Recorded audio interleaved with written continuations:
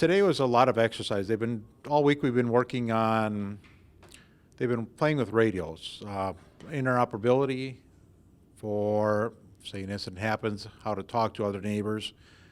But it's dealing with radios, radio technology they learned. They learned telephone technology, computer technology, satellite phone technology, gateway technology, and gateway is just patching two different systems together. And today was the day of applying it all. So up until noon today it was all learning, practicing with phones, with computers, stuff like that, playing with radios.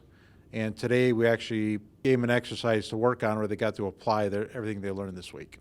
Wisconsin Emergency Management is an agency within the Department of Military Affairs for the state of Wisconsin that is focused on working with our local partners, local communities, local governments throughout the state in order to make sure that they have the resources they need in order to respond to an emergency. Now those resources cover a lot of things.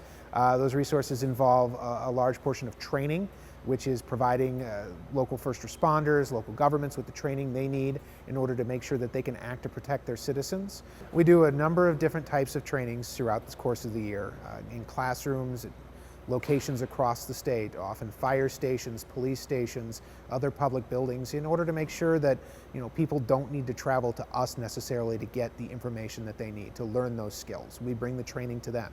We have a very robust staff of instructors who are available and who provide those services around the state in order to make sure that everyone who works for a local government in a first responder agency who is interested in learning those skills has the ability to do so. These trainings are valuable on a wide variety of different topics, cover everything from just managing an emergency in the first place to basic skills on communications, building up better communications. I mean, really, there are a number of different training opportunities that the agency makes available to local governments that many do take advantage of. This particular class takes us about 2.5, 3 hours to set up for it. Myself and my co-instructor, Brian Jansen, we bring a lot of equipment with us to this class to make it valuable, a lot of hands-on. A lot of equipment comes from our agencies, our personal equipment, wherever we can get it from.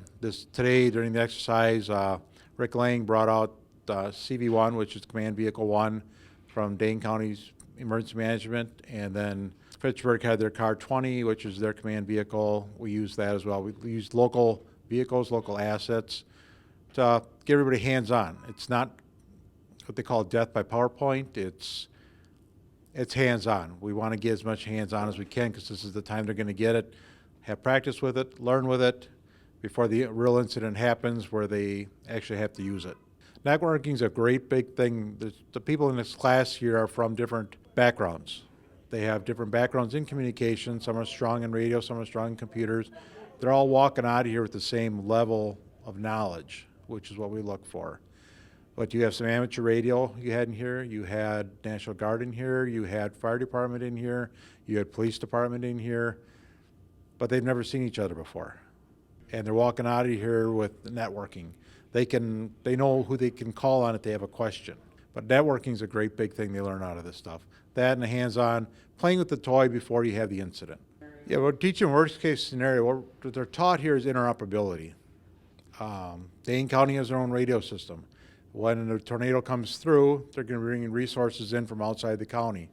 This class teaches them how to operate, how to talk, how can we communicate with other resources that are coming in besides our own. We know our own system, but this is all about interoperability. How do we talk to each other?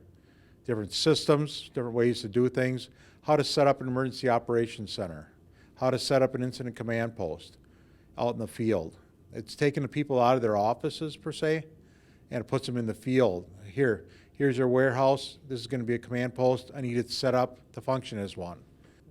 We always ask for as fast as humanly possible. It doesn't have to look pretty. It just has to work.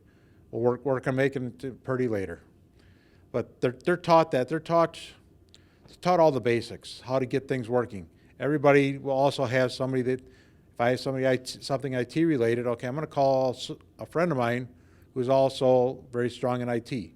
But I can rely on him to come in and help me. But I can get the basics done, but I need somebody else to help me out. And these guys can rely on each other.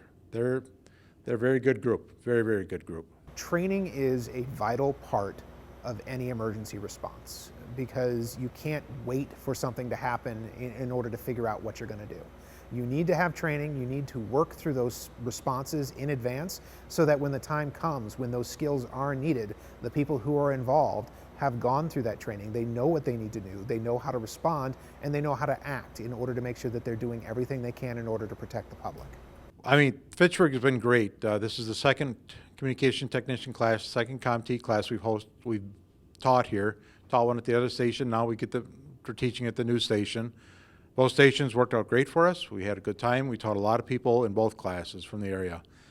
Fitchburg has also hosted what's called SIMCOM, a statewide interoperability mobile communications exercise. And there we bring in platforms close to 200 to 250 people, close to, usually it's around 80-some platforms from around the state and even around the nation. And we learn how amateur radio works with public safety, how public safety works with National Guard.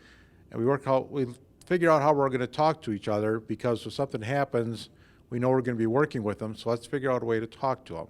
And Fitchburg's been really big on that. They've been very great at helping us put these exercises on, and a big supporter. They've been a very big supporter of it, and it's been nice. They put themselves in a great position. With the leadership here, the fire department that we've worked with, they've actually put themselves, in, like I said, in a very good position that if something happens, they're prepared. They're prepared more than others.